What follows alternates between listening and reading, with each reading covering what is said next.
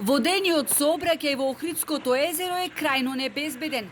Со преголемиот број пловила кои секојдневно крстосуваат, управува кој ќе стигне. Не почитувајќи ги пловните патишта, влегуваат во капалиштата натоварени со туристи, загрозувајќи ја безбедноста на капачите. Нуркачот Никола Паскали, кој е и подводен археолог, сведочи дека ова лето за малку не настрадал додека нуркал. Живееме, вели тој, во една хаотична и небезбедна средина кога е во прашање водениот сообраќај. Тој сведочи каква беше сликата ова лето. Единствената градска плажа во стариот дел на градот сакаме да ја претвориме во пристаниште. Таму ни пристапуваат кајчина и катамарани во зона на капачи.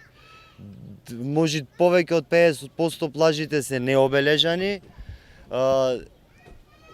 Луѓето кои возат пловни објекти се неедуцирани, не знаат што е нуркачка бова, не знаат на колку метри од брегот треба да глисират. Само чекаме момент да се деси некој страшен инцидент и после да ги видиме нашите експерти и директори како ги решава нашите проблеми. Од друга страна, и собствениците на пловните објекти се жалат, бидејќи нема каде да пристанат. Пристаништето кое е изградено пред 87 години нема капацитет за сите пловила. Значи, никој ништо не презеде воопшто за Охрид. Нити за езерово, нити за марината, нити за нас овде, кои што ни наплаќаат огромни суми на пари за паркинг во каналот. Значи, буквално ништо, ево гледате, сами можете да снимите, ништо. Се снаоѓаме, како што знаеме и умееме, под разни престисоци или разни уценувања. Децениски проблем е изградбата на марина. Агенцијата за просторно планирање никако да го изготви планот за Охридското крајбрежје.